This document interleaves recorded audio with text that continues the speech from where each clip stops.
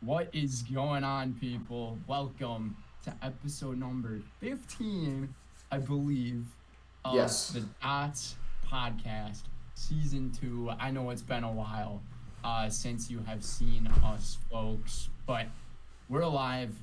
We're doing fine. School's back for the both of us, so that's Yeah. fun. Yeah, you know it's not. I don't like school. Yeah, I as a get to little play. bit I get nostalgic. to play Fortnite in Minecraft again, so I guess that's good. I've been playing quite a bit of Fortnite as well throughout this break, but I haven't played yet in the past few days. But here on the home sideline, here in Stevens Point, is your boy, Brett Stockoff. 99 Brett Brendini, Brendan Retzloff, right here. At the away sideline from the snowy Lakeland University over by Sheboygan, Wisconsin, Matt Corelli, aka your boy Matty Icy, back again for another episode. Uh, You guys go ahead.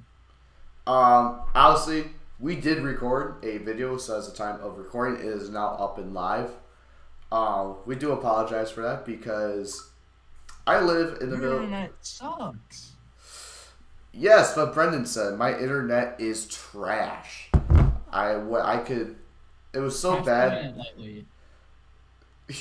My internet sucks so bad that I have to use my data when I'm at home because my data's faster. So that just You shows know, you like how much my internet sucks. So like short little quick story. But when I was in high school and Fortnite was a big thing, I would play on my mom's laptop. The updates are like what, maybe 5 gigabytes, something super small. yeah, It would take like 3 days to update. dude. And back then, Fortnite would have weekly updates. So I would play it for like 2 days, and I would have to wait 3 days to play again because You it's have to update updating. it again. Exactly. Dude, So like my internet is just so bad. I know exactly what you're going or what you were going through because I The, mean we didn't live too far away from each other no, but and you have a different. I don't have the same internet as you. well no we have a new internet now but previously for the times when I was younger and I wanted to play like for the times when we played like Roblox Oh paintball my or gosh. something like I that would have dude. to always go to my grandparents' house because their internet was so like it seemed like lightning No. speed, but it was like maybe like 3 stages above mine, which was so really slow. Yeah, I just remember like the amount of lag that we were getting in the game essentially made it not playable.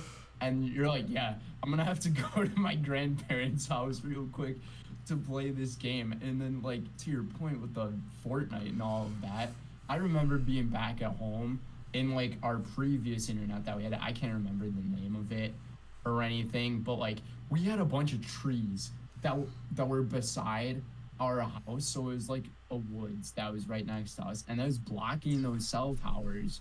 So we could barely get any bandwidth of like internet, and it was just, I mean, it was absolutely miserable. And you know what? I'm glad I don't live over there anymore, because Yeah. Stevens Point is turning out to be pretty darn nice for myself. Yeah. Anyway, so we had up. Well, I tried to upload because I'm in charge of Yeah, uploading everything. don't say we had problems. I You were the changed one it. that had I problems. changed myself. I corrected myself. But yeah, Yeah. so I had problems uploading because my internet was so slow. It would upload, well, start to upload, and then it would be like unable to upload because my internet's so slow. Speaking of internet things right now, so I have my other computer like right next to me, right And below you can't myself connect to the here. internet. No, it is connected to the Oh, internet. It says it's 64 degrees and sunny outside, and it's January 23rd, 2024. And I see a crap ton of snow on the ground. well, it's snowing by me right now, so I'm surprised you guys were getting snow. I was gonna say yeah, that. I think it's supposed to be snowing for like the next like 4 hours or something.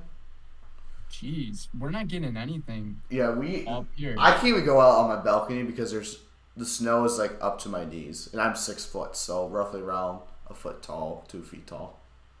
Yeah, we're not even close to that. type of level of snow that we've had this year. Like, we had the last week where it was miserably cold outside, and I actually have quite the story before we get into a breakdown of our entire episode here. I plan on going to church with Adeline and her family. But I had to drive from over here about 15 minutes or 20 minutes or so away. And I was driving the Elantra that I had, 2012 model.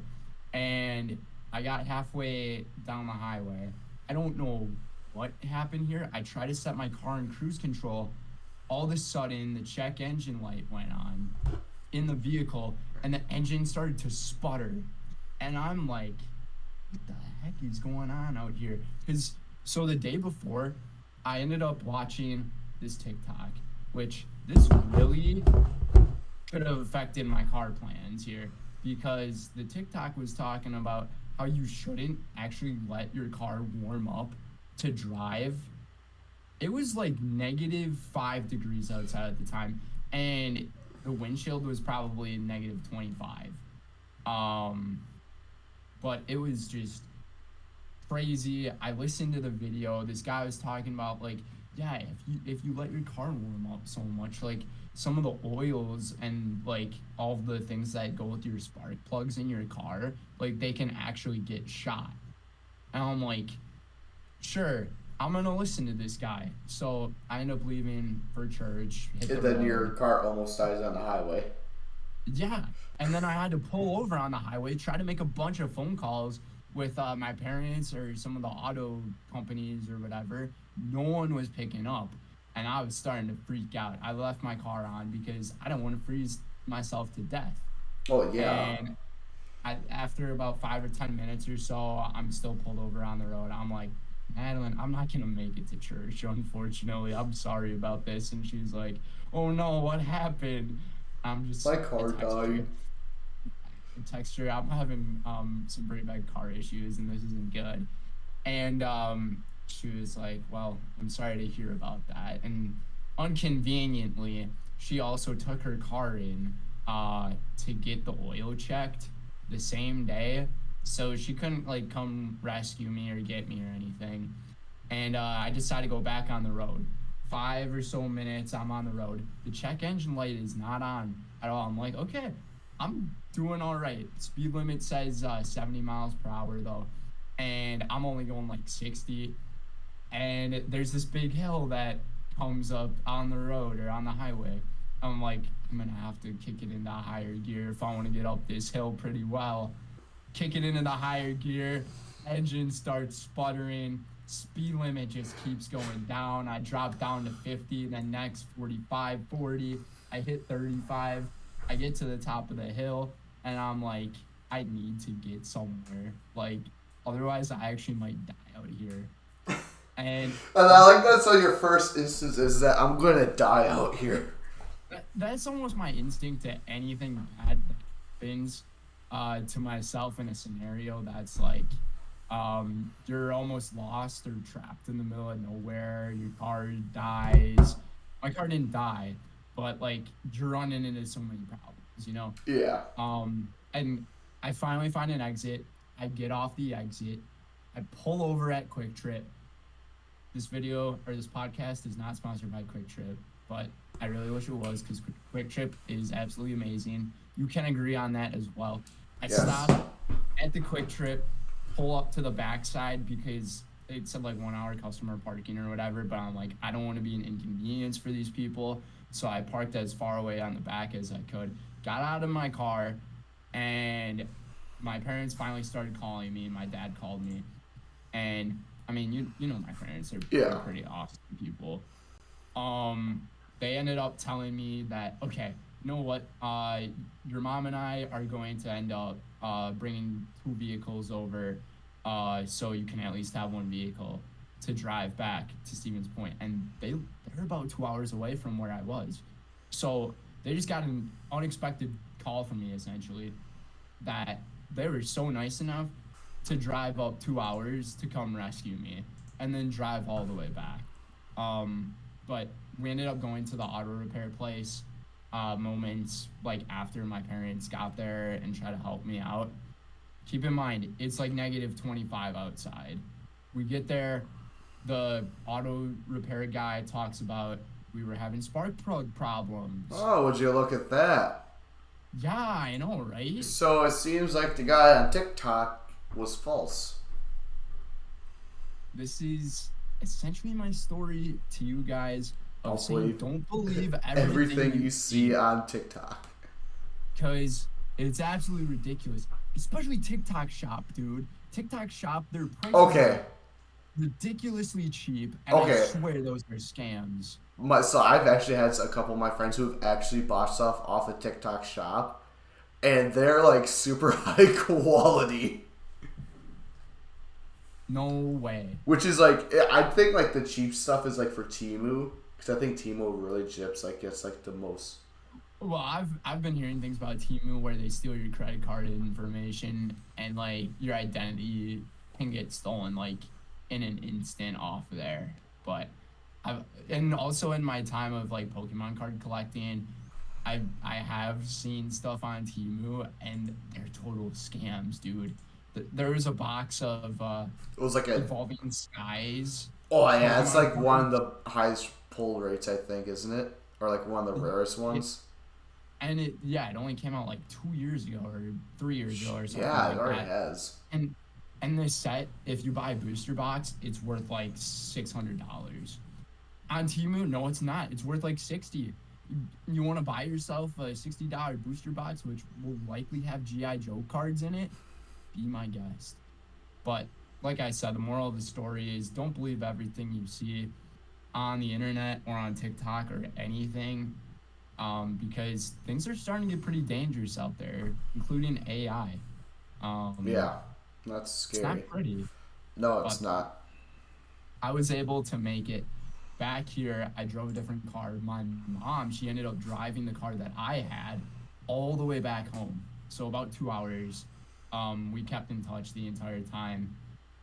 She said there weren't any problems with it. So once the spark plug got replaced on the fourth cylinder, fixed, no problems whatsoever. And thankfully, all that's good. I have a car here. Life is better. So that was just a really stressful day. But Yeah, that was a 15-minute little story there, bud.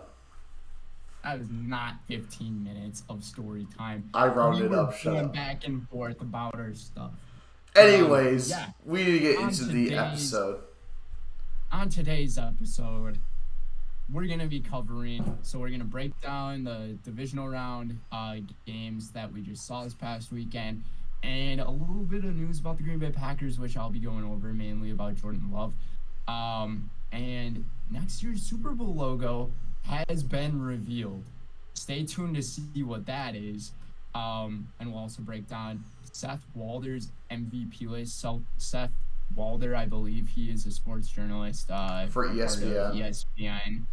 ESPN. So a pretty credible source from those folks over there, but it could be a little bit triggering.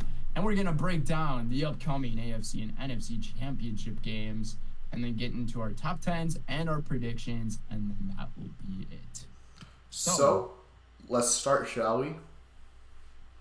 Let's do it. So let's start with the divisional round. You want to start with AFC or NFC? Let's start off in order. Okay, Of how the games so played out. first game we had the Texans versus the Ravens. I thought it was going to be a very close game, and turns out it wasn't. Going into halftime, it was 10-10. Punt returned by the Texans tied it all up, and I thought this was going to be a game that was really going to live up to expectations. Like C.J. Stroud, not going to lie, did not play the best. He didn't play good.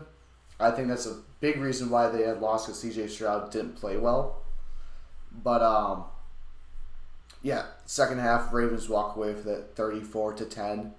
Like, Lamar just had himself an absolutely monster game. I think he threw for like 2 touchdowns and rushed for 2 or something, or rushed for 1. He had two rushing touchdowns, and he rushed for 100 yards in the game, which I really wish we would have had a podcast, because going into this game, I was going to say Lamar Jackson would have 2 rushing touchdowns with 100 yards rushing in the game, and I wouldn't have been surprised.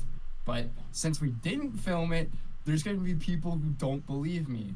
And I'm not sure if you would believe me. I did text Ben about this game. I wish I was texting you as well about it because it would have just gave me more credit. Yeah, I believe you. But yeah, like you said, CJ Stroud, he did not play up to the expectations that people were thinking. I believe he went 19 for 33 passing, so like a lot worse of a game compared to what he had against Cleveland, where he only had like 2 or 3 incompletions that game, and he had like 272 yards. But in this game, he only had 175 passing yards. So yeah, it was really a struggle. I really thought the Texans were going to put up more points on the board, especially in the second half, but they didn't get any. But coming off that punt return for a touchdown, I think it was by Mims or something like that. Yeah, it was. A heads-up play. Give him a bunch of credit for that. Not the only special teams.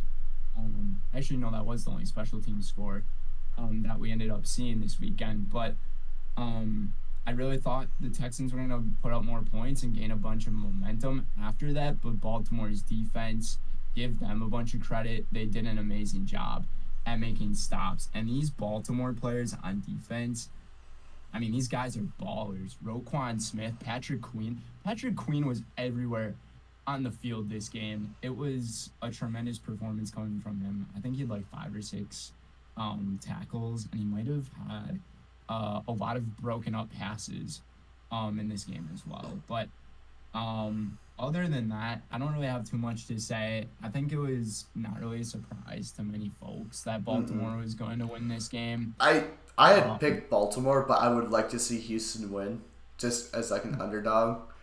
Even though I had picked them for last week, I still wanted the Texans to win.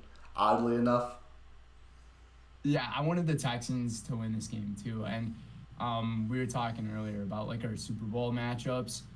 I had the Texans as a bold pick against the 49ers, so like I wanted Houston to win, but I still chose Baltimore to win the game because Baltimore is just an insanely good football team. They even have so many different weapons in the backfield for them. Like, not just Gus Edwards. They also now have Dalvin Cook. Like, that's a huge addition for this team. And next weekend, Mark Andrews might be coming back onto the field, which that is such a big addition for this team because Zay Flowers, he's been really showing up and exceeding expectations this year as a rookie. Odell Beckham, he didn't do too much in this game. Rashad Bateman, Nelson Aguilar, I believe that he had a touchdown. Yeah, he caught a touchdown. Isaiah Likely, who's a phenomenal tight end too. Isaiah Likely, yeah. I mean, Baltimore, it seems like things are looking towards their direction to win this entire thing. Mm-hmm. Yeah, so going on to the following game, which, judging by Brendan's face, is a great day to be any NFC North fan besides being a Packer fans. San Francisco 49ers hosted the Green Bay Packers, winning 24-21. So I didn't go to this game, but I went out to the bar with one of my friends. He made me wear a Packer jersey. So I never felt so disgusted. Wow. I never felt so disgusted in my life before. But yeah, so it's funny because it was a Devontae Adams jersey, and he wore it when they played the Bears, and Andres Carlson missed a field goal. So he took it off, put on his Clay Matthews. They've been winning ever since. So I picked the Devontae Adams jersey. If you've already seen the game, which you probably have, or seen the news, you know what's gonna happen. But before that, it was a dogfight in that first half. I think it was 10-7 going into. I think it was 7-6. It was like 7-6 going into half, and it was a dogfight. Like I was at the bar. Jake Moody's lining up for the field goal to extend their lead. I go to my buddy. I was like, "This kick's gonna get blocked," and it got blocked. So time. Yeah. So back up for the last game. I also predicted that the kick that Kai Fairborn missed. I was like, he's gonna miss this, and he kicked it wide right. Oh, wide right. Sorry, Bills fans. Wide right. Yeah, don't remind me of that. I'm also a Bills fan. But yeah, Purdy. I mean, it was raining heavy, very heavy. The rain was on and off that game. I mean, It was either downpouring. It was downpouring in the first half. I don't know if you saw, but Brock Purdy was throwing with a glove on. Yeah, I could see that. I didn't see much of the first half of the game because I was working at a hockey game. I had to call it. But I got to see the second half of the game. Mm-hmm. Dude, that might have been one of the biggest roller coasters I've been on in a fat I minute. know, but continuing with that. So the Niners come out. I don't think they score right away, but Packers. The Niners got the ball first in the second half. Yep, they did. I don't think they scored. Yeah, they didn't score. And obviously everything happens. I mean, you can talk about all the missed penalty calls on the Packers, being like, oh, they went for a 3rd and 1. Gave him like almost 2 yards short, and then there's the argument that he was actually across, but then they did the hurry up. They did the hurry up, and then I think it's Nick Bosa who's like completely lined off offsides, and they didn't call it. I'm gonna be completely honest with you. Like, as for how bad the ball placement was for most of this game, like it wasn't even just that play, which like yes could have an impact on the game. The Packers choked this game away. I mean, Yeah. As much as I want to say that the officiating caused issues, which it definitely did, but that's how officiating. You also works gotta in look literally at every game. you can't just look at it that way. Yeah. So as you were saying, like you were here in the first half, but the Packers scored on their first drive. They kicked a field goal, and Yeah. Darnell Savage dropped an easy pick six. I saw that play all over the highlights. And like going back and forth, that Jordan Love should have thrown 4 picks, and then Brock Purdy should have thrown 4 picks as well. Like the balls was just so bad in that game that it was really bad, and ultimately basically came down to the run game. And when you have a top 5 running back versus the best running back, the best running back's gonna win, which is Christian McCaffrey. But the tackling wasn't really good for Green Bay. It was a lot of missed tackles, a lot of yards after catch. Mind you, they won this game without Debo. Debo went out in the first quarter. Yeah, he went out with a shoulder injury or something like that. So they don't even know he'll be good to play this Sunday. But, I gotta crack my neck. Yeah, Christian McCaffrey, I think he had like 17 carries, 98 yards, and 2 touchdowns. And then George Kittle had a receiving touchdown, which kind of started it, but then the interceptions were the ultimate downfall. They lost the turnover margin. I think they had 4 turnovers, 2 on 4th down plays, and then the 2 picks. It was almost a huge like momentum swing. It was the Packers had scored. I think they were up by 10 at one point. The Niners scored in like 3 plays. And then Keyshawn Nixon takes it out, fumbles the ball, but Green Bay recovers. And I can't remember if they scored on that drive. I think they did. Because that was Bo Melton drive. They scored a touchdown. It was Bo Melton. Tucker Kraft got the touchdown on that one. Okay. Melton got the touchdown on like that after the long pass interference penalty. Yep. It was like the very next play after that. Melton that's what it was. But then there's like 2 minutes, a little bit like 2:17 left, 2:14 left in the game. Andres Carlson comes on. Looked at my buddy. I was like, dude, I got a feeling like he's gonna miss it. Lines up. You I see the kick, and I just see it go left, and the whole bar just goes, "Are you kidding me?" Like, just goes dead silent. Well, here's the thing about that. Like, I think there were like actually 5.5 minutes left in the game. But every Packer fan knew this guy was gonna miss one. Literally And every single I person guess he knew. was Not ranked. even just He was ranked 33rd out of 33 kickers. Like, he missed the most extra points and field goals this year, from my knowledge. Yep. And I told my buddies, like, I didn't know how it feels to be a Vikings fan. You can never trust your kicker. And he's missed at least one kick in like the last 6 games. I think it It was was no, honestly my buddy insane. told me that he's missed 10 kicks in the past 12 games. Yeah, I, for game for consecutive games of missing an extra point or a field goal though, it was either 6 or 7 games straight where he ended up missing one. And I just knew at some point in this game that he was gonna miss a kick, and it just had to be at maybe the most clutch moment for the Packers, because if he makes this kick, I mean, I think a bunch of momentum gets taken away from San Oh, Francisco. 100%. It's the Packers. They're going to pick it off, probably going to be a touchback. Don't want to force any kind of crazy return. And then you're just going to have to rely on your defense to stop Brock Purdy, which they were doing this They got the Purdy entire under game. pressure. They got Brock Purdy under pressure, and he started to get nervous, and that's what really got to him. The Packers were getting pressure on Purdy almost the entire game, forcing him to be a little bit uncomfortable. He had a few really nice throws, but especially those ones on the last drive of the game. Like, he was able to figure it out, but any point before that, Green Bay had San Francisco on the ropes of losing this game. And And Rob Gronkowski said it best. Green Bay played 58 minutes better than the 49ers.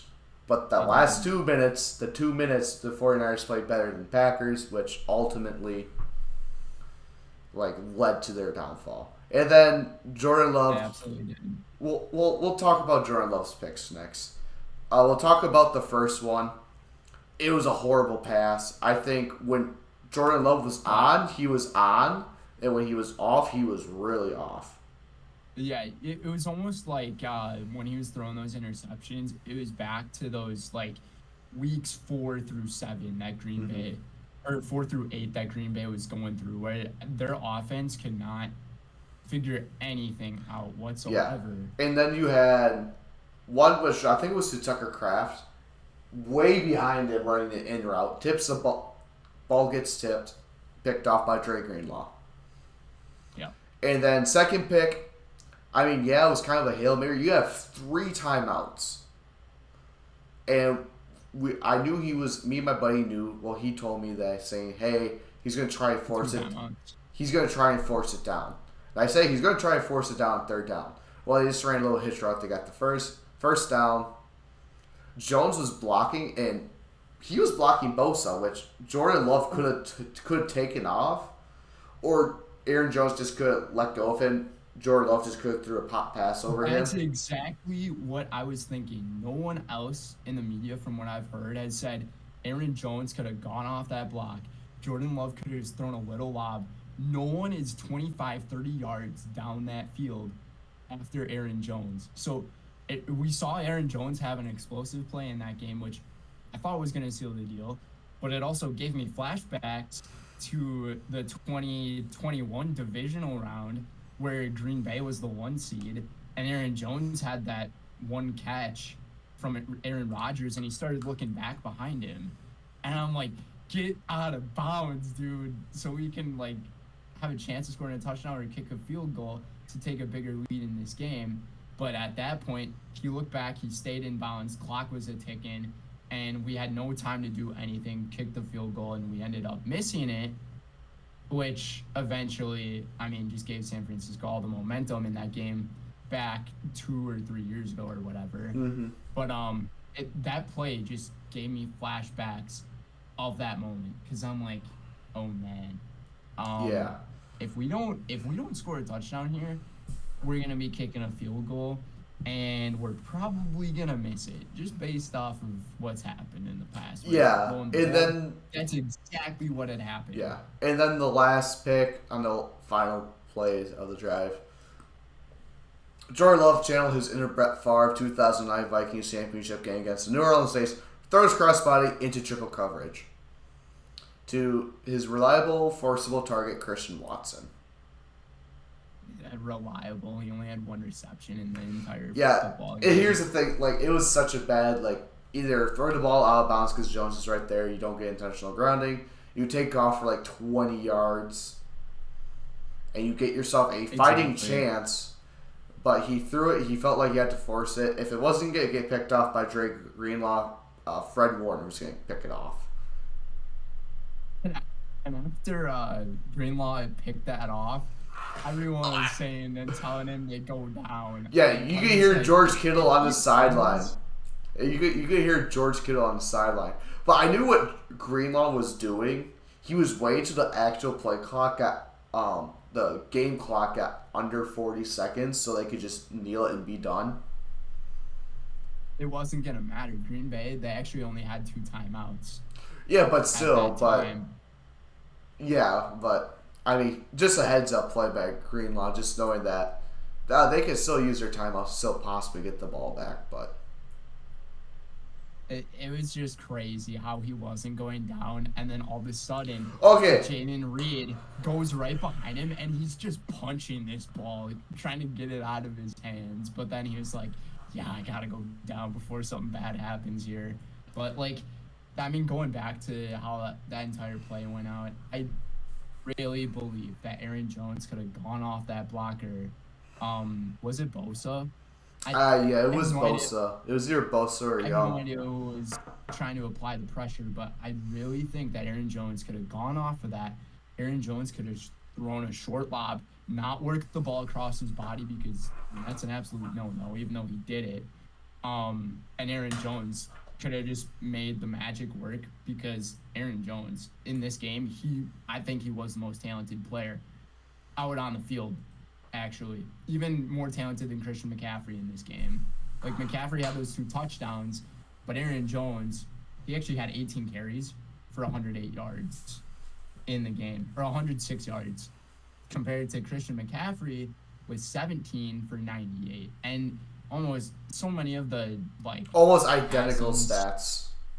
Almost the only things that's different is the touchdowns between them. But the only other thing too about McCaffrey and the 49ers was Purdy kept throwing dump off passes to Christian throughout most of the game, and they barely even got them any yards. So that's personally why I thought Aaron Jones performed better. But then again, this was a mistake that Jordan Love made, and he's a young guy. He's gonna learn from these mistakes, even though he had 3 different chances this year at game-winning drives, and I believe all of them actually ended up in interceptions. But that's just something that's going to happen. The one that he had against Pittsburgh, he had one against the Raiders, and then he just had this one. So, yeah. I mean, as a Packer fan, I highly respect how this team played. It sucks that they didn't get it done, especially since it was to the 49ers. And I believe that this team can be really good next year and have a legitimate shot at maybe making it further than this spot. But, man, the NFC North could be a really, really good division. It really could be. It could be the top division with how the Lions are playing, how the Packers upcome are being, even potentially the Bears upcome. And obviously the Vikings, how I think they have the talent, just got to figure out stuff.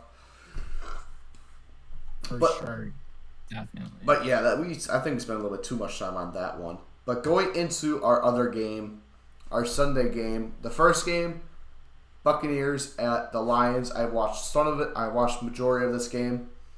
Obviously, if you didn't know, there was a lot of beef going through Baker Mayfield and C.J. Gardner-Johnson. And, well, it was very, very back and forth. Mike Evans, phenomenal catches, but he has dropped so many. I think he's had 4 or 5 drop passes just in the postseason, those 2 games. And like super easy catches, like 10 out of 10 he makes. One of them end up getting picked off by CJ Gardner-Johnson. He just proves his point that Baker Mayfield isn't a good quarterback, which I think he is. He should get an extension. He has proved himself to the Buccaneers that he can do it. Honestly, I think he's almost proven that he could be the comeback player of the year. Yeah, either him or Joe Flacco. Yeah, him or Joe Flacco.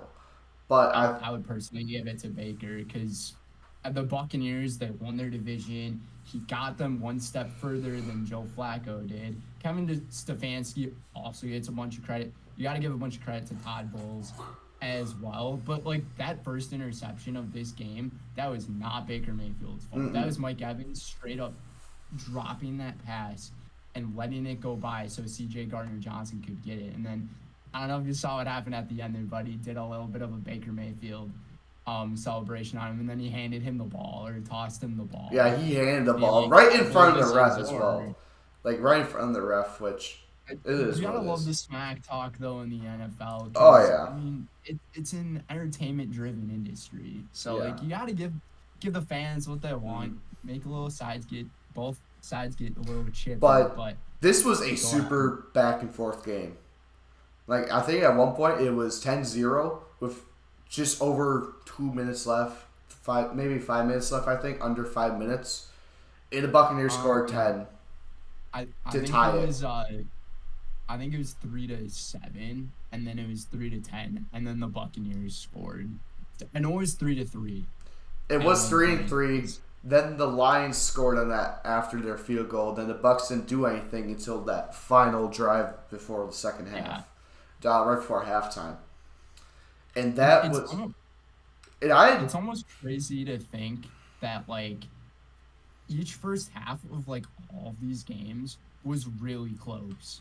Like, they were, yeah. Tied. The second game, 1-point game. The third game, a 3-point, tied. And then the last game, I mean, we'll talk about that one in just a little bit, but I think it was like a 3 or 4 point game there as well. It was like 6-10 or something. But in the last game? Yeah. I think it was like 17-13 or something like that. But anyways, going back to this game, it came down to who made the mistake first or made more mistakes, which ultimately was the Buccaneers. I think I picked the Bucs with the upset win. I'm pretty sure. I think we both did, or you picked the Lions. I picked the Lions. Oh, that's right. You picked the Texans, I think. I picked the Ravens, the Packers, the Lions. Oh, and the Bills. Yeah, that's what it was. But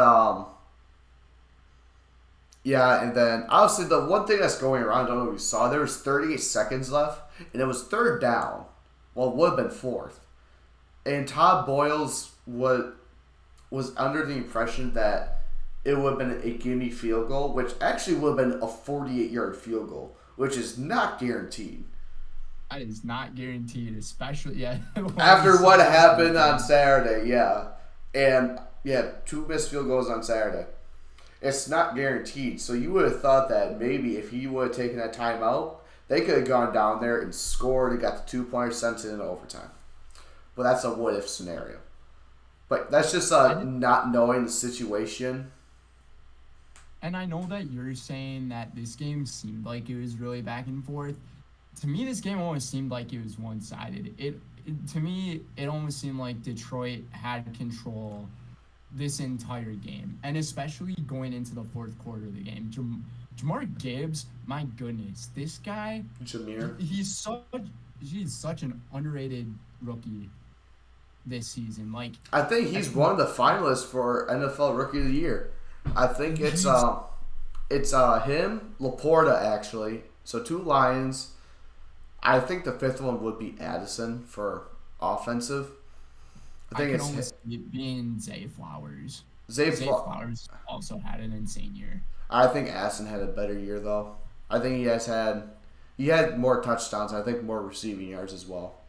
Addison and Flowers, their stats, I think are pretty similar to one another. If one of us wants to Yeah. look that up or And something. then But there's Jameer Puka and and yeah.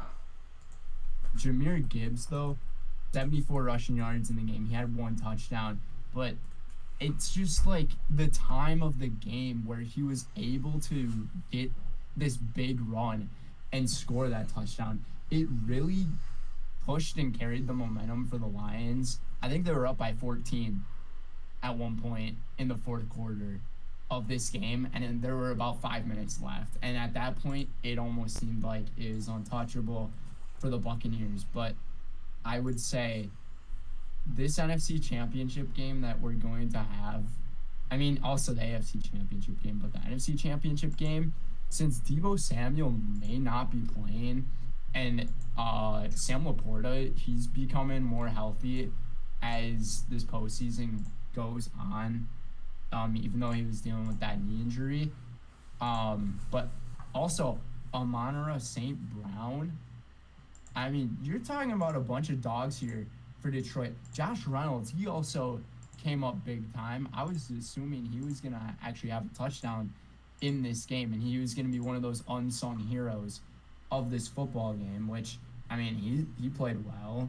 But, like, for Detroit to have these two high-quality running backs right now, they seem to be a lot more dangerous, in my opinion, with the running backs than the 49ers are, because they only have one guy, Christian So McCaffrey. yeah, so I have both of Addison's and Zay Flowers stats up What here. do you got? So the average for Zay Flowers is 11.1, which is That's basically pretty good but that's 150 plus. Like he's on the top 150. out of players. Yeah, like receivers. Which I don't know if there's like a minimum because one guy can have one catch for 50 yards. You know what I'm trying to say. Jordan Addison Okay. has an average of 13 yards per catch, which is 91st. Zay Flowers only had five touchdowns, which is tied for 35th. And then not Zay Flowers. Jordan Addison had 10 total touchdowns, which is actually ranked tied for 4th. For yards, Zay Flowers 858, 39th in the league. Zay Flowers 911, 33rd. Then Zay Flowers had 77 receptions, to Jordan Addison's 70 receptions. So technically, Jordan Addison had the better year. But as of lately, what you've been saying that Zay Flowers has been popping off. I mean, as of lately, I mean, he's the only guy out of the two who's still remaining to keep on playing here in the playoffs. But another thing to look at though from this game is the defenses. I thought the Lions, honestly, they got a lot of pressure on Baker Mayfield throughout this game. I think they made him drop back like 24, 25 times in the game. I think he got sacked like 3 times. Aiden Hutchinson, he continues to become a freaking dog out there on the field. And I think with the matchup that the Lions have on defense compared to San Francisco's offense could lead to an eventual problem for San Francisco. It could be. It'll be I just see the matchup. They're kind of leaning towards Detroit. I'm hoping that Dan Campbell sticks to keep his defense more so of a quarterback, or not quarterback, a zone type of defense. No need to have a spy because Brock Purdy ain't gonna run the ball around. And Brock Purdy in the playoffs, I mean, he just has, even though he's only played one game, he has not looked as good as Jared Goff. Jared Goff seems different out there. He does. He does look different. But we're already 45 minutes into this recording, so we should probably get to our next game. Yes. Which is, unfortunately, the Bills and the Chiefs. Do you want me to go over this one? Yeah, you can. All right. So, as you were saying, so this game between the Chiefs and the Bills, I mean, everyone going into this one was like, oh, this is Patrick Mahomes' first road game of the playoffs. The Bills, they have every advantage that they want possible. It's going to be snowing at the game. They have home field advantage. Josh Allen's finally going to get out of this rut in the playoffs so he can be 1-2 against this guy in the playoffs. And I believe Josh Allen has all the wins against him in the regular season, which is just He actually does. About. I think 3-0. I think he's 3-1 in the regular season, and then 1-2 going into this game. But man, where were the defenses in this game? This was just a big time back and forth all throughout. Patrick Mahomes, he went 17 for 23, 215 yards, 2 touchdowns. Isaiah Pacheco, who runs the ball like a freaking madman, 97 yards, 15 carries, and a touchdown.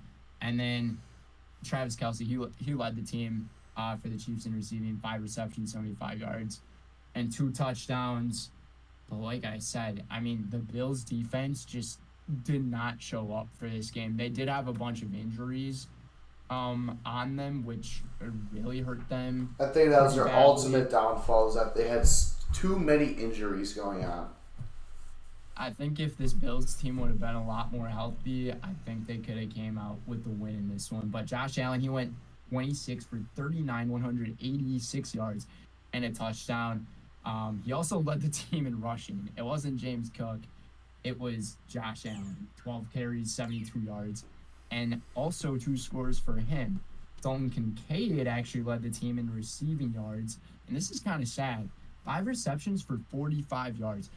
As a Chief, or not as a Chiefs fan, as a Bills fan, you're expecting somebody like Stephon Diggs, maybe Gabe Davis if he was healthy, and I thought Khalil Shakir ended up playing an outstanding game as the wideout number 3 for the Bills in this game. He had a touchdown and he had a couple of really important catches. But there was one play in this game and the Bills offense late in the fourth quarter.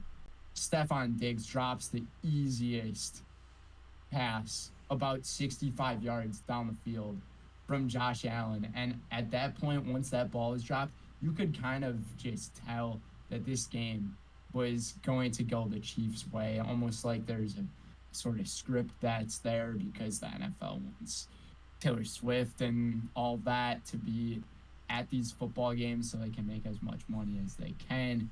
But then I think it was that same exact drive, they ended up faking a punt. Yeah, with DeMar. DeMar. But did you know why they faked it? I never figured out why they faked it. Because Kansas City only had 10 players on the field. So that's why they ran it, because there was only 10 players on Kansas City. Wow. So they was like, okay, we're going to run the fake, which was horrible. Yeah, I didn't know that Kansas City only had 10 on the field. But, yeah, they ran the fake with DeMar Hamlin, who people think is going to be the comeback player of the year. He should have. I saw a bunch of really, really bad stuff after that play. I'm not going to get into what was posted on social media about it, but Bills fans were upset.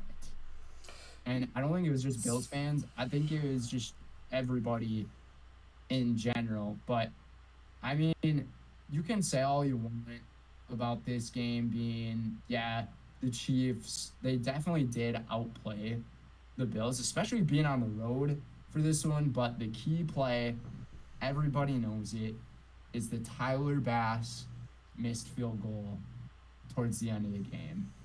Wide right. Painful for Bills fans. I know yourself. You're becoming a little bit more of a Buffalo fan. So, yeah, just, Matt, tell me how you felt a little bit in there in that moment. I hate the Chiefs. I think a lot of us do. There's so many bandwagon fans that are now supporting Kansas City. Mainly a Swiftie fan base.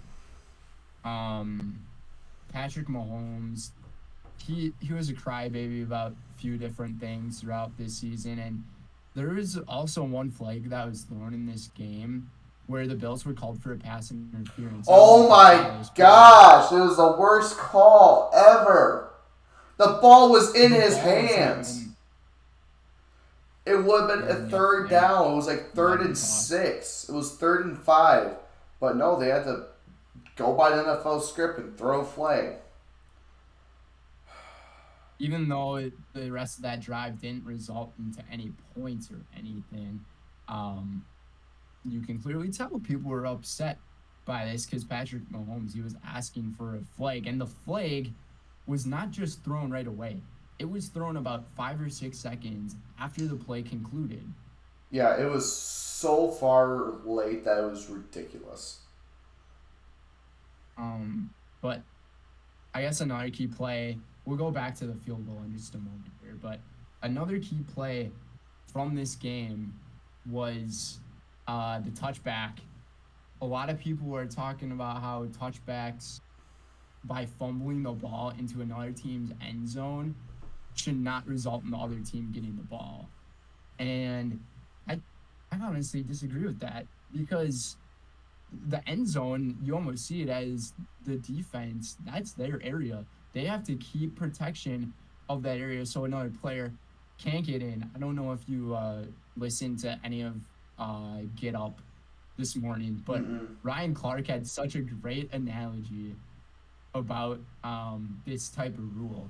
He was talking about it's like when you go to church on Sundays. You can swear all the crap you want throughout the week. You can make all these mistakes, mess up, and all of that. But once you step right into that sacred ground, you are a different person. Sweet Lord, baby Jesus, Lord have mercy. Like, that's the type of thing that he was talking about. And speaking of the devil, I got a nice verse right here on the sweatshirt, but he was just referring to how once you get to a certain point of that field and you end up losing it, the other team is completely deserving of having that spot because that is their spot. That's their sacred ground to end up protecting. And that's exactly what the Bills did. Nicole Hardman got unlucky by fumbling it right there at the one, all the way into the end zone. Ultimately, though, it didn't matter. The Bills' offense couldn't get anything going in that fourth quarter, and they put a fat 0 on that scoreboard in the Yeah, fourth. And Tyler Bass missed that kick. And unfortunately.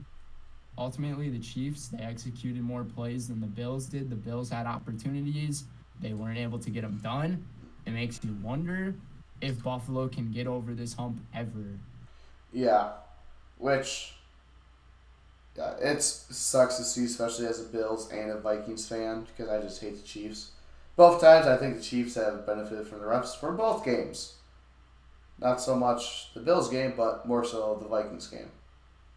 Yeah, but the final But score in this one, 27-24. I know it's a little bit after 5. I know I said I had to go in a little bit, but I'll probably just eat dinner at the basketball game that I have to call. So all right, we can get this off. We get it. yeah. So we're probably not going to go as in depth as we wanted to. No, I think we went into really in depth with those 4 games, almost resulting in 45 minutes. I think it though it was a really great thing to listen to each of. I mean, kind of our thoughts on how all these games played out. And like Yeah, it almost seems like we can tell who each of us are rooting for to make it to the Super Bowl this year. Um at least I can tell. I think I know who you want to be in the Super Bowl. I don't know who you're going to pick, but I think I know who. yeah. I don't know. I think I know who. I think we probably have the same teams, probably. I think it's very likely that you and I have the same teams that we want to play in the Super Bowl. Speaking of the Super Bowl, everyone Yes. knows about the big time Super Conspiracy Bowl theory. logos conspiracy theory. And essentially, for those of you who don't know, you must be living under a rock because it's literally everywhere. So essentially, the NFL ended up revealing new Super Bowl logos a few years back, dating back to the 2021 season when the Bengals and the Rams played against each other, and the colors corresponding to that logo were the same colors of those teams who were playing in the game. Not primary colors, but just colors. in general. You and I were talking about this before our show. We were both like, how the heck is the Rams Yeah, even one because they're blue? what's if they're just going off of team colors, that means anyone can get it. Maybe that's what they mean. I don't know. Yeah, and then the next year, so last year's Super Bowl between the Eagles and the Chiefs, the colors in the logo were green and red, and then this year, obviously, we all know what the colors are. It's red and purple. And what's crazy about this though is those years, the team who's been on the bottom color is the champion. So like the yellow with the Rams, then it being the red with the Chiefs. This year, it's purple on the bottom. So there's this big conspiracy that everyone's like, oh, Baltimore's going to win it against San Francisco. And this has been talked about for months. This has not just been ever since the playoffs have begun. This has been almost since the Super Bowl logo for this year was released last year. And guess what, Matt? There's the new logo for next year that has been released. And it's in New Orleans. So, the Super Bowl logo for Super Bowl 59 is going to be on the top purple, and on the bottom, green. I'll leave that to the imagination of the viewers. Mind blowing, right? I'm not going to say anything. Here am I. But I'm just chilling, so don't mind me. I gotta move, so. Next topic, we're going to talk about Jordan Love here for a second. Obviously, Packers having a rebuilding season. Had no hopes of even making it to the playoffs, so you guys did better than you guys expected to. But as of right now, there's talks that Jordan Love is getting a huge contract extension and probably going to be a top 5 paid quarterback, which, my eyes, I don't see he should. I think he kind of might have this might have been his Danny Dime year where he does really good, takes the team to the playoffs, and then next year does absolutely horrible, which everyone who's a Lions, Vikings, Bears fan, you're probably hoping that this is true. But not Brendan. Brendan wants this to have a third Hall of Fame quarterback. Gimme. Yeah, must be nice not looking for a quarterback for your franchise. Hey, one thing though to talk about that, I mean, I've said this to you last year. The thing that's like the most frustrating about being a fan of this team is for how much success that we've had, how very little of the actual outcome that we have wanted has happened. Like, you're talking about 29 years, 2 Hall of Famer caliber quarterbacks, one of them already in the Hall of Fame, the other one going to be probably gonna be there in the next 6 or so years or something like that. But like only 2 Super Bowls to show for it when you got guys like that. And then you can compare those guys to guys like Eli Manning, who won 2 Super Bowls all by himself. And Eli Manning, I mean, he only had a few good years in the league. So like it's just crazy to think that. And you got Peyton Manning, you got your Tom Brady, Patrick Mahomes now has 2. It's wild. It just really is. And now that I think about this, I don't think there's any other active quarterback in the league right now that has won more than 2 Super Bowls than Patrick Mahomes. Yeah. No one has a ring. I mean, some of them do have rings. Besides Patrick, Purdy doesn't have one. Goff doesn't have one. Lamar doesn't have one. Mahomes only has 2. I'm talking about all the quarterbacks. Oh, yeah. Okay, yeah. Now I know what you're saying. I thought you were talking about the playoffs.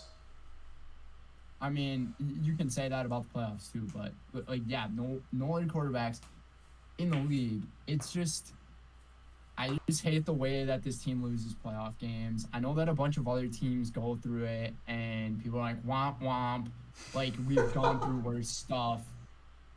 Dude, it's literal facts. Like, everyone is just like, you know what? We've gone through way worse stuff than you guys have. And, like, everybody has their own opinions. Everybody's feelings get hurt differently. And as Packer fan, like a lifelong Packer fan, like, this stuff hurts. Like, that game against San Francisco, I was sad. Even though I was like, we're probably not gonna win this game, I still picked them because they're my Packers. I'm not going against them.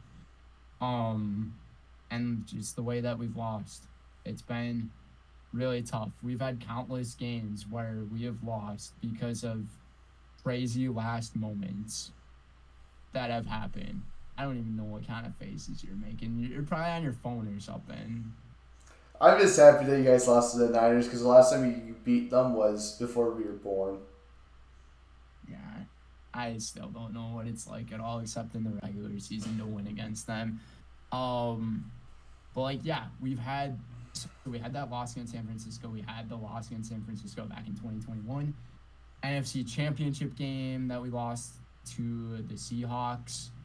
The divisional round, we lost the Cardinals That was off the freaking crazy. That was oh, one of the most that wild was a wild year games that of Blair all Walsh missed wide left. time. That was 2015, 2016. It was 2016. That year in the playoffs was honestly so peak, except for the Super Bowl game. That game sucked. But the Packers have had so many moments where like we're just right there, and then we're not. You We've just had can't some. finish.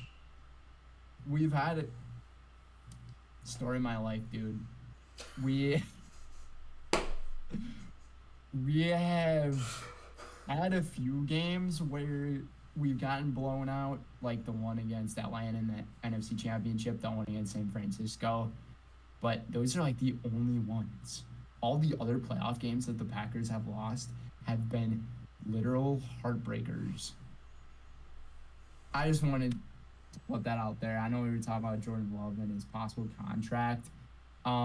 Things about getting extended this year. I'm hoping that the Packers don't extend him this year, but do it next year. Like what you're saying, you might have thought this could have been a fluke year, almost like Daniel Jones of last year, and then going into this year where he just played like trash and then ended up getting hurt eventually. But I want to see what the rumors actually are to see how big this deal could be. I heard that they're gonna make him top 5 quarterback. Right now, he's signed on a 1-year, $22.5 million extension off of last season, which puts him and keeps him under contract through this upcoming season. This is according to CBS Sports.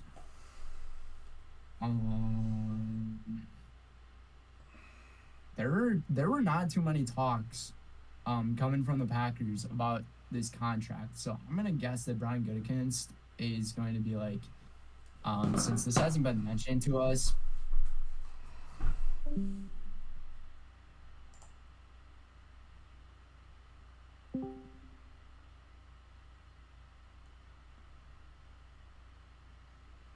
What in the heck just happened? I don't know what happened.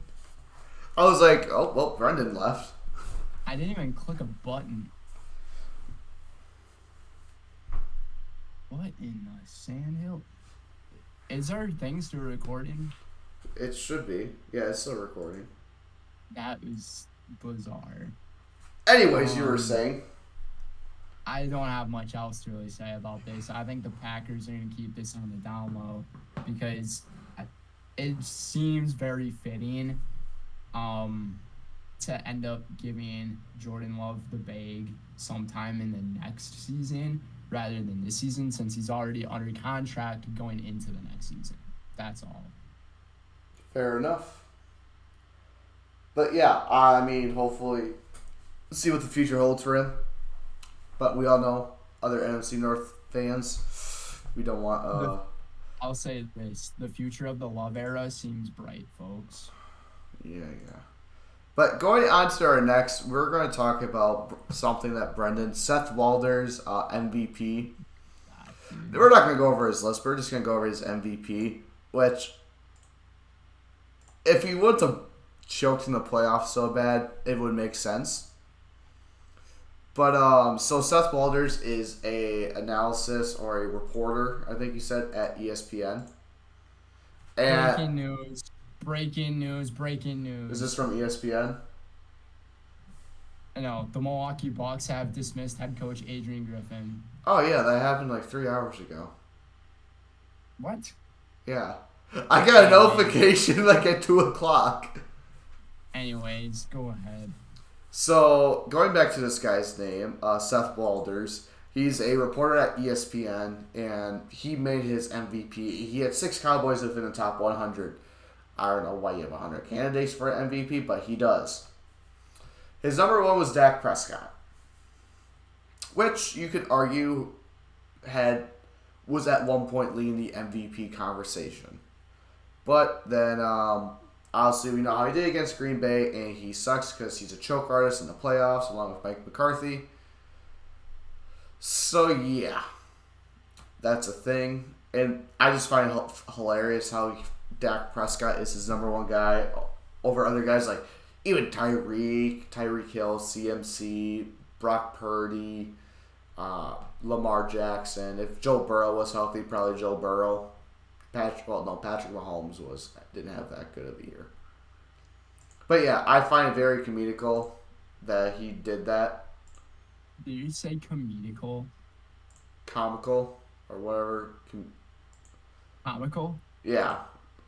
Words are hard. Comedical. I find it very comedical. Words are hard.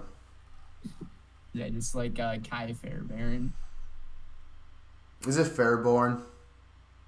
Fairbairn. Okay, yeah, that's what I said.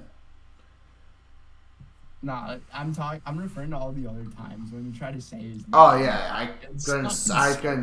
couldn't save my life. I wish we could have a clip played right now of all the times. Fairborn, yeah. But yeah, so Brendan's, what are your thoughts on Dak Prescott being his MVP candidate? This is stupid. This guy is stupid. If this guy is put on ESPN to talk this jibber-jabber, this gibberish of crap, put me on ESPN, man. Because I'm way better than this guy. This guy is absolutely insane. He's a 100% Dallas Cowboys fan. He might be a plant of the NFL, actually, because now that I think about it, when you say something that stupid, I mean, you're just asking for that to get talked about all the time. Like, media does this a lot now these days, where they say something so ridiculous that it gets a comment section so fired up over just one small thing that they say or a story that they have, and it absolutely gets the ratings up. Like, it's a very smart marketing tactic, if this is a marketing tactic from this guy, but this is a stupid take. Lamar Jackson, he had a way better year than Dak Prescott. I would still say Christian McCaffrey should be the number 1 favorite overall for the MVP award. Then I would put Tyreek Hill in there at number 2. But unfortunately, this is a quarterback's award, so that's not going to happen. But Lamar Jackson, he better get the award. He should. He is by far a better player than Dak Prescott, and I would almost say the MVP award should also include when you're in the playoffs, because it's the most valuable player. If you have a player that's so valuable and you're going into the playoffs, you expect to go far into the playoffs.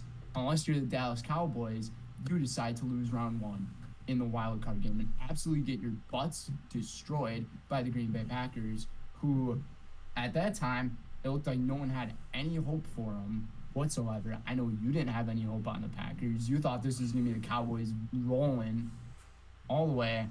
Dak Prescott, he also has so many different weapons for him that increase his potential to become an MVP, like CeeDee Lamb. I mean, that's a lot in that guy. Putting him at number 6 though on that list, I would say that's pretty fair because he did have an outstanding year. Definitely the number 2 wide receiver in the league this year behind Tyreek.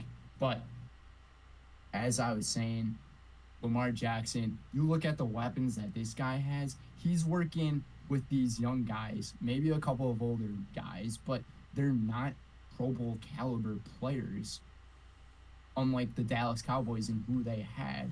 So give me Lamar Jackson 100% over Dak Prescott. And I feel like it's no question. I don't even have to bring up statistics for you. I don't. No. This is a stupid take from this guy. This guy should not be with ESPN. He should be with the freaking Karma Club, whatever the freaking Karma Club is. But that's where he should be at because it's so bad. It better be a marketing tactic. That's all I'm going to say. It probably is, but you may never know. But shall we get into our power rankings, our top 10? Let's get into them. We're just going to reveal them all at once, shall we? Yeah. None. Quick disclaimer for you. These were my power rankings going into the divisional round. This was not like for now. Oh, mine's now, so. But like I'll tell you what mine now is. So I'll just look this up. Baltimore at number 1. I mean, it's so clear. They are the best team in the NFL. They have home field advantage in the AFC Championship game. They're destined to win the Super Bowl because of that Super Bowl logo. That's all I got to say for them. Number 2, San Francisco 49ers. They're destined to win the NFC because the Super Bowl logo says so. So give me San Francisco as the number 2. Number 3, though, I would put the Kansas City Chiefs in this spot. After defeating the Bills, I had the Bills in the number 3 spot after last week. But after defeating them now, Patrick Mahomes is able to prove that he can win away from Arrowhead and be somewhere else. But he is going to be in a tough environment in M&T Bank Stadium in Baltimore. That is going to be an outstanding game. At number 4, give me the Lions. This is a really close back and forth between these teams in the 3 and 4 spot, but I think Kansas City right now is just playing a little bit better, and something about Mahomes' magic just goes on in the playoffs. I don't get it. But the Lions, I really want this team to go. I really, really want this team to be in the Super Bowl because this team has not had a Super Bowl appearance ever. They've never made it to the Super Bowl. It's been like 30 years since they won a playoff game. They got that win against the Rams. They got the win against the Buccaneers. By far, they have had the easiest path to get to where they are. In my opinion, no question, this is the easiest path that they've had, but now they have a challenge. Going to San Francisco, can they finish what the Packers started and could not get done? It's going to be interesting. If Deebo Samuel plays, I don't know. It's a really good back and forth, though, but like the NFL has it scripted, we already have the Super Bowl set up. At number 5, I'm putting the Green Bay Packers. This team put up an absolute fight against the San Francisco 49ers. Well, the 49ers, you can argue, yeah, they had 2 weeks off with all of their starters. Yeah, that's a good argument, but the Packers, this team came prepared. They had the game for 58 minutes, and they lost it in the last 2. If you played this game for 45 minutes, the Green Bay Packers win the game. You play it for 57 minutes, the Green Bay Packers win this game. But 58, they don't. And that's the difference between the Packers and the Bills. If the Bills would have made the field goal, they wouldn't have even been up in the game. Patrick Mahomes probably would have had the game-winning drive at the very end of the game because we see it happen almost all the time against this Buffalo Bills team. And I hate to say it, it's tragic for Buffalo, but Patrick Mahomes is something special when he's in the playoffs. I don't get it. But that's why I'm putting the Packers just ahead of the Bills. The Bills are in my sixth spot. At number 7, I have the Texans. The Texans and the Buccaneers were very close for the 7 and 8 spot. Um, Overall, they played the best team in the league, although they weren't able to get things going on offense at all in this game. Their defense played well in that first half. Second half, things just fell apart. They weren't able to get it done. At number 8, I got Tampa Bay. Tampa Bay, let's be honest, although this team, they kind of had a little bit of a Cinderella story going for them as much as the Packers did, they just weren't as good. Like, they had weapons that they wanted to have and that they need, but they still just couldn't prove that they're a better overall team. You got to play as a full team collectively to get far in this season. They weren't able to get it done. Like I said, too, Detroit's had the easiest path. I thought Detroit had a very easy victory. You thought otherwise in this one, but I got to put Tampa Bay in there at number 8. And my 9 and 10 remain the same, the Rams. Cowboys are not in my top 10. Figured. So for mine, number 1, Ravens. So, I mean, they're the best team. They just won by 24 points. 2 is the Niners, same as you. 3, I got the Detroit Lions. I just think that they've really come on. I mean, that game against basically a flawless game against the Buccaneers. Chiefs at 4, barely just beat the Bills, but barely is going to do it in the playoffs. And I mean, so there's still some mistakes on that Chiefs team. I'm still worried they don't have a wide receiver 1, which is still Travis Kelce, but I don't know. Number 5, I got the Bills. I mean, tough loss for them. I mean, I don't know how you would expect to do.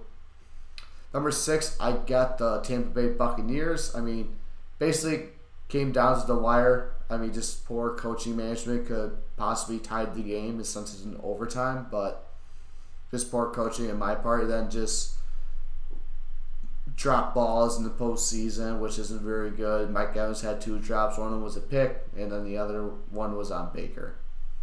7, I got the Packers. I mean, I said before, when Love was off, he was off. And when he was on, he was on. And Andrews Carlson, I mean, I think he's going to have a similar career path to his brother, Daniel. I think he's going to get cut by the Packers after his first year. Similar how Daniel got cut by the Vikings his first year.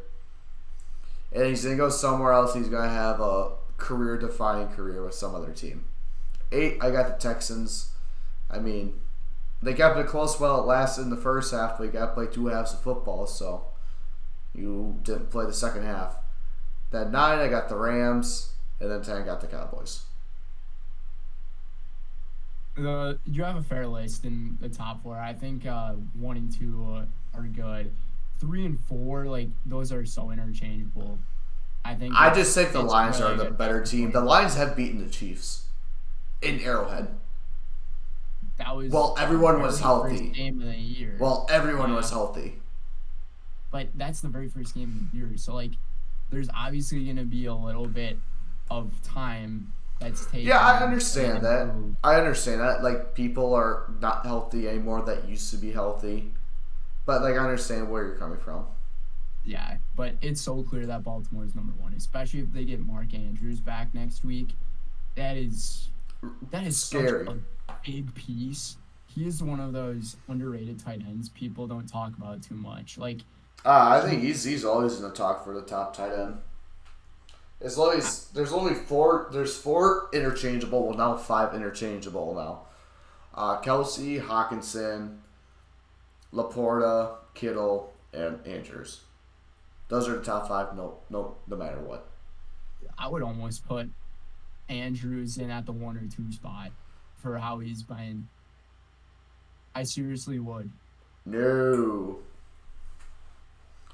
This year he hasn't played as well as he did. Granted, he was injured. He got injured. But he just didn't look the same.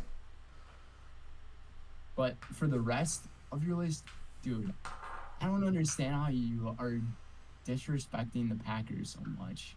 I seriously don't. Because, like, they went on the road compared to, I mean, the Buffalo Bills, who you have at the 5 spot, who had a home game, and they sucked in the fourth quarter. Granted, the Packers didn't play well in the fourth quarter either, but the Bills, once again, they had a home game, and they played against a defense that, like, never showed up at all. Like, the Bills and Chiefs game had no defense in it. Oh, Packers and 49ers, on the other hand, it was a really great game all throughout, even on defense for both sides. And San Francisco is in your 2 spot. I just don't get it. That doesn't make sense to me. The rest of your list, though, I respect. all right. Let's get to our picks, shall we? So, talk about our picks. Brendan is the undisputed pick'em champion for the second year in a row. Somehow, when we were on like a month hiatus, he had an 11-game swing, where he was down by 5 and then he was up by 6. So, Hey, I don't like the way you're wording that. You're almost making that seem like I cheated. I didn't say that. You're putting words into my mouth. Yeah, but you said somehow.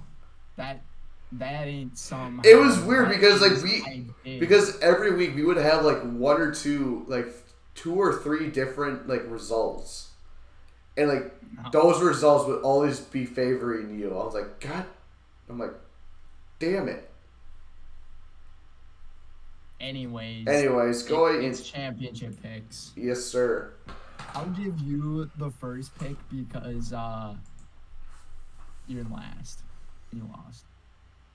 Thanks. Starting off with the AFC, we got the Chiefs at the Ravens. I mean, we've been going on about this episode, the conspiracy.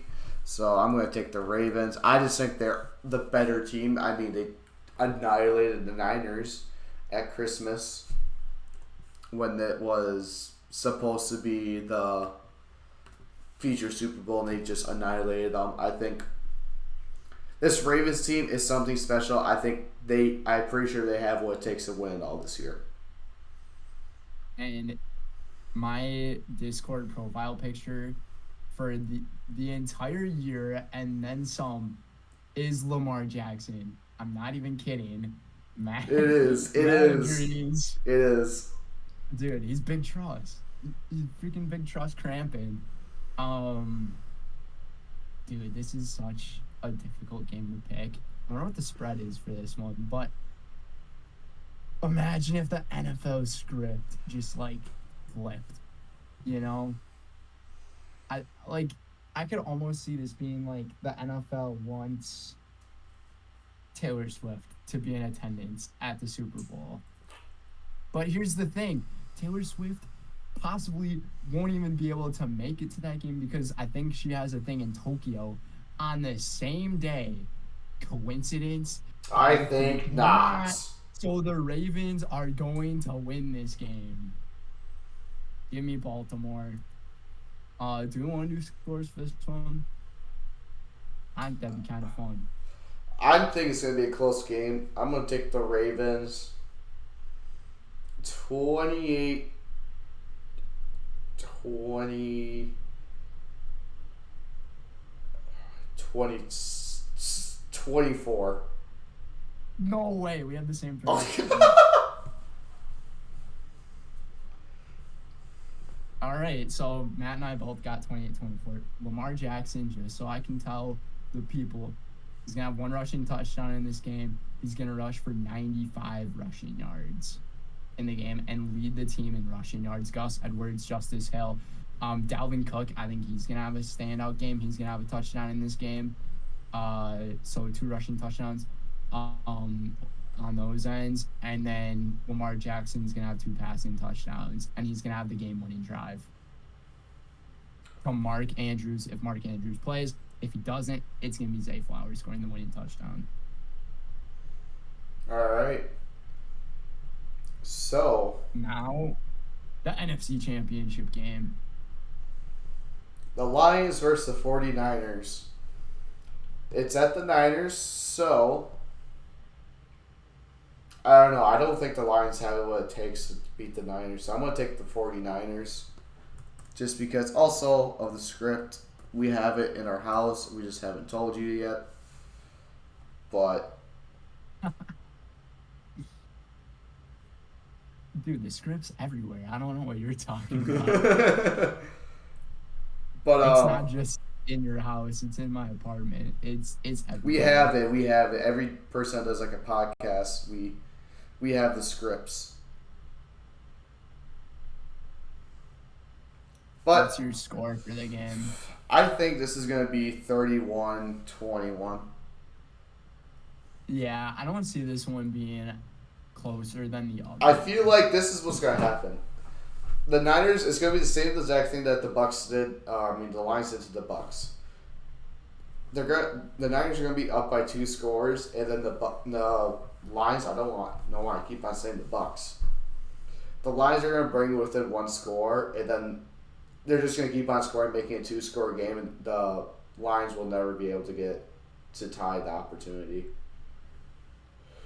I almost see this actually going the same way that this game did between the 49ers and the Packers.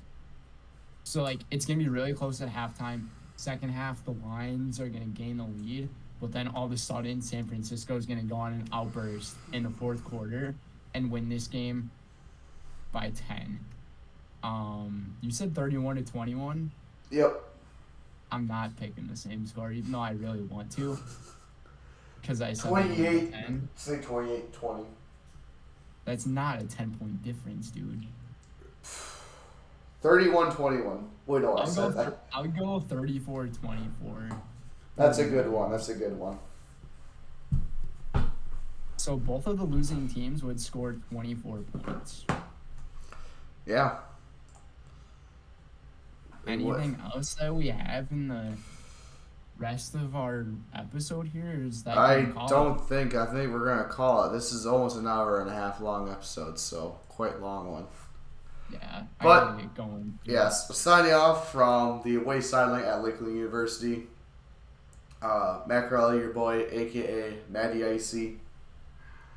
And signing out here on the home sideline here in Stevens Point is your Pick'em champion, your boy, Retstock Golf 99, Brett Rendini, Brendan Retzloff, right here for you guys. We thank all of you for tuning in to episode 15 of season 2 of Dots Podcast. We covered a whole crap ton of stuff. Yes, we did. All right, guys, that's going to do it for us. Thanks for tuning in. And we will see you after the championship weekend, where I don't know if we'll take a week off, but then it's the Pro Bowl, so I don't know if we're going to do anything fun for the Pro Bowl. I don't know if we'll take a week off, as we've taken weeks off, literally every single week. Shut up. We have scheduling conflicts. Yes, but enjoy championship weekend, everybody. Root on your favorite teams. Or bandwagon team. Go Lions. Go Ravens. Go Lions. Go Niners. Don't go Chiefs. Anyways, we'll see you next time down on the sidelines. Peace.